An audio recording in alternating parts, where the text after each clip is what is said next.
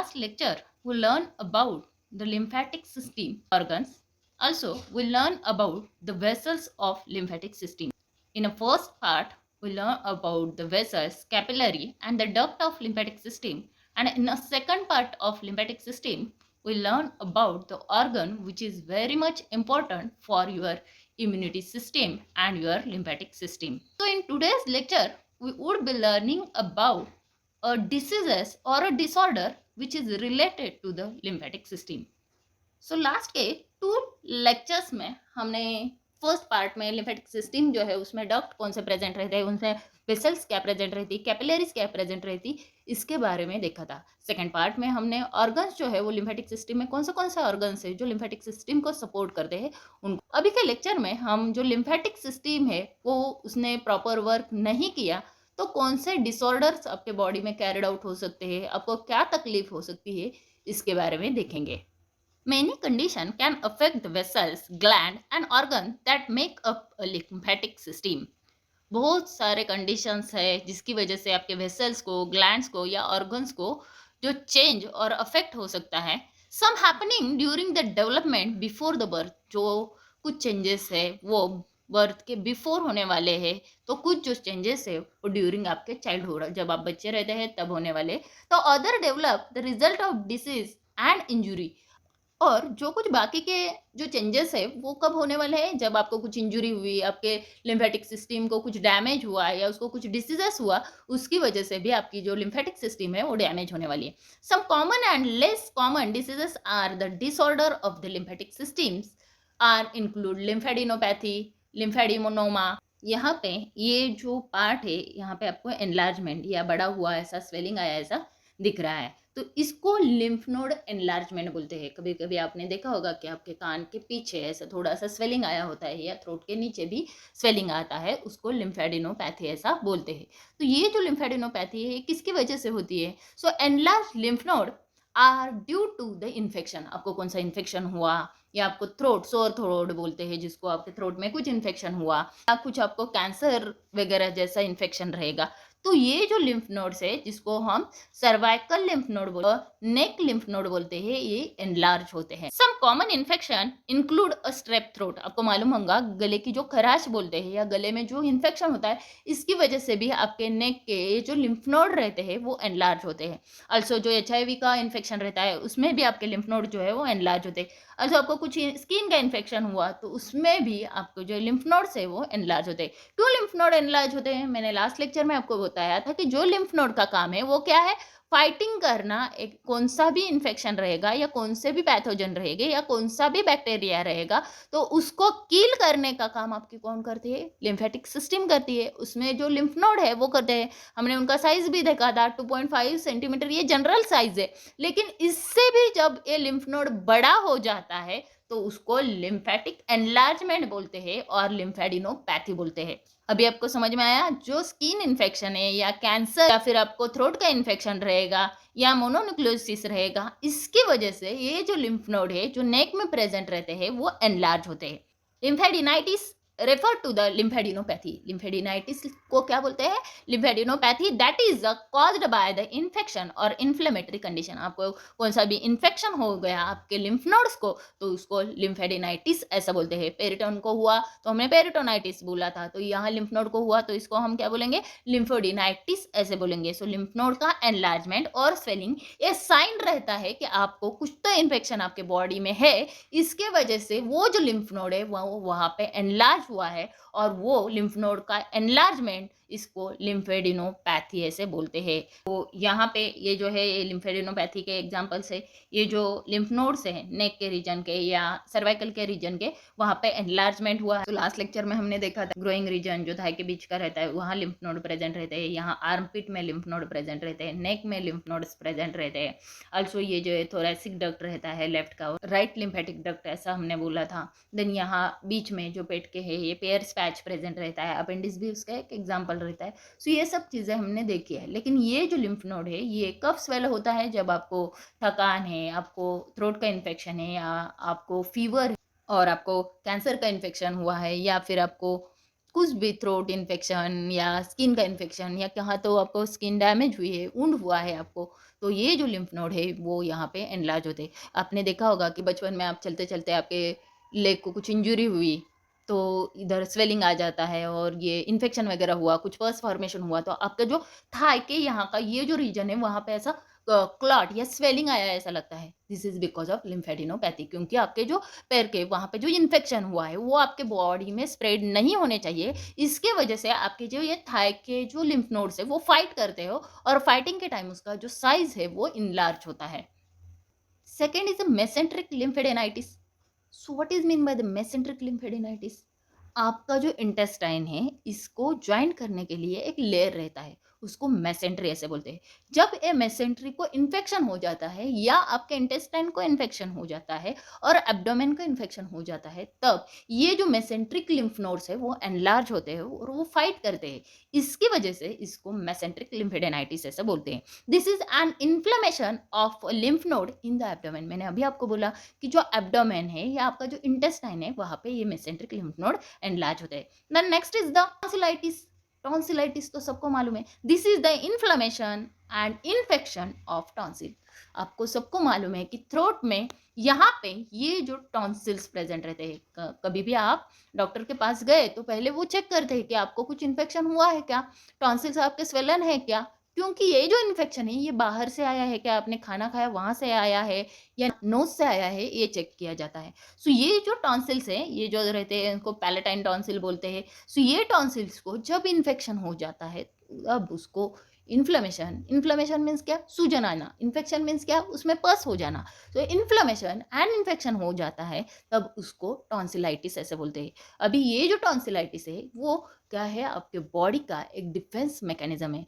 Last के lecture में मैंने बताया था कि जो टॉन्सिल है वो क्या करते हैं, ऑर्गन में हमने देखा था कि टॉन्सिल क्या करते हैं, फाइटिंग का काम करते हैं। लेकिन जब टॉन्सिलाइटिस हो जाता है तब क्या होता है, ये जो टॉन्सिल्स है उनको निकाला जाता है और ये जो टॉन्सिल्स के ऊपर जो लिम्फेटिक टिश्यू रहती है वो उसका काम करते हैं। ये जो टॉन्सिल है उसको जो इन्फेक्शन और इन्फ्लेमेशन होता है उसको हम टॉन्सिलाइटिस ऐसा बोलते हैं। और हमने क्या देखा था, मेसेंट्रिक लिम्फेडेनाइटिस मीन्स एब्डोमेन के जो लिम्फ नोड्स है वो जब इनलार्ज होते हैं तो उसको मेसेंट्रिक लिम्फेडेनाइटिस बोलते हैं। Next is the lymphoedema. Lymphoedema क्या रहता है, इडेमा मीन्स क्या बोला था मैंने, सूजन। कहाँ पे भी स्वेलिंग आया तो उसको क्या बोलेंगे हम, इडिमा ऐसा बोलते हैं। सो ये जो लिम्फेडिमा है ये कब हो जाता है, lymphoedema can a result from the blockage of lymphatic system.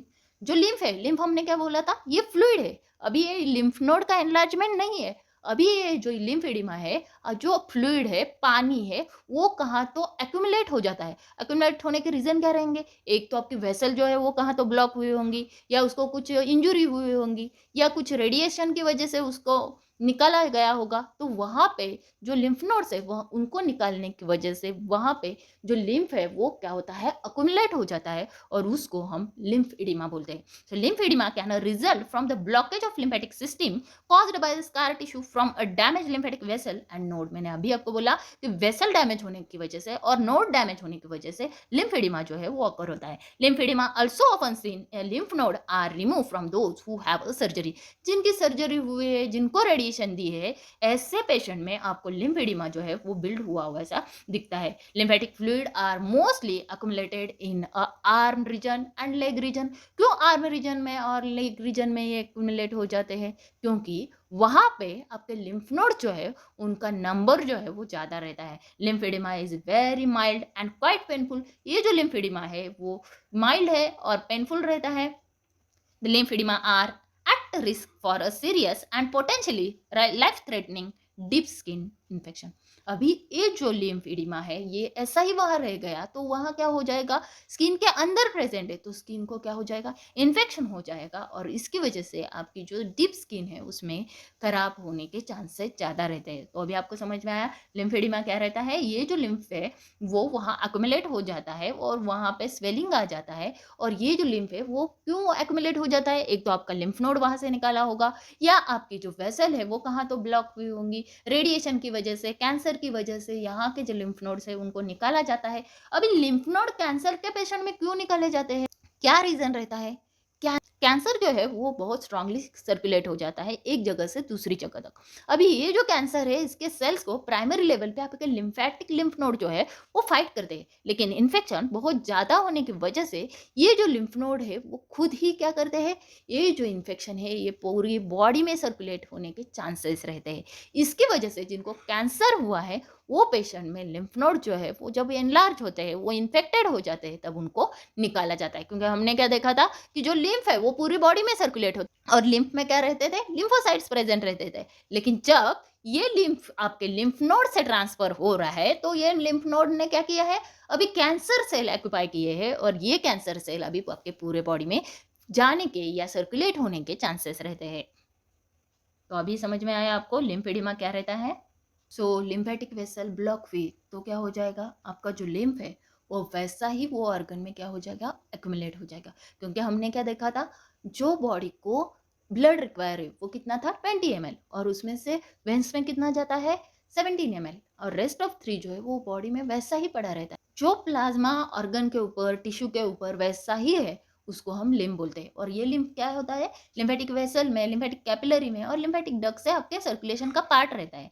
लेकिन जब एक वेसल या कोई सी भी पाइप ब्लॉक हो जाती है तो क्या हो जाता है, वह ब्लॉकेज होता है। तो वैसा ही ये जो ब्लॉकेज हुआ तो आपका जो पैर है उसको ऐसी सूजन आ जाती है, तो उसको लिम्फेडिमा ऐसा बोलते हैं। तो अभी आपको समझ में आया लिम्फेडिमा क्या रहता है। लिम्फ की वजह से पैर को जो सूजन आ जाती है उसको लिम्फेडिमा बोलते हैं। सो लिम्फोमा क्या रहता है, कैंसर ऑफ लिम्फ नोड। जो लिम्फ नोड है उनको कैंसर हुआ है, कैंसर हुआ मीन्स क्या, लिम्फ नोड में क्या था, लिम्फोसाइट थे, और लिम्फोसाइट जब है और फाइटिंग सेल्स जो है वो एबनॉर्मली डिवाइड हो रहे हैं, बहुत फास्टली डिवाइड हो गए, उसको हम लिम्फोमा बोलते हैं।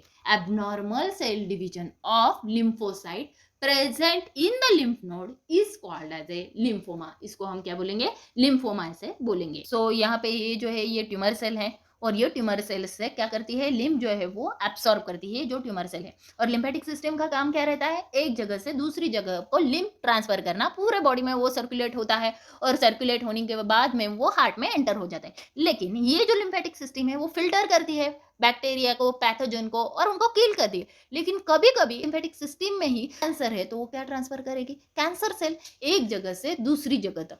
अभी ये जो कैंसर है उसको क्या बोलते हैं, कैंसर जो है वो एबनॉर्मल सेल डिवीजन है। लेकिन जब ये कैंसर मेन रीजन पे रहेगा, या आपको ब्रेस्ट में कैंसर है और ये ब्रेस्ट में कैंसर है तो उसको प्राइमरी लेवल बोलते हैं। लेकिन ये जो कैंसर है वो दूसरे ऑर्गन को स्प्रेड करेगी, लिम्फेटिक सिस्टम आपके लंग्स को स्प्रेड कर सकती है, आपके ब्रेन में स्प्रेड कर सकती है, तो उसको मेट्स ऐसा बोलते हैं। मेट्स इज द कैंसर का secondary infection. Secondary infection of cancer is called as a metastasis. उसको क्या बोलते हैं हम, मेटास्टेसिस ऐसा बोलते हैं। और ऐसे जो मेटास्टेसिस है वो आपकी लिम्फेटिक सिस्टम खराब होने की वजह से एक जगह से दूसरी जगह पे आपके पूरे बॉडी में भी स्प्रेड कर सकती है।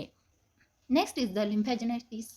क्या रहता है, लिम्फेटिक वेसल को जो इन्फेक्शन हो जाता है उसको लिम्फेजेनाइटिस ऐसा बोलते हैं।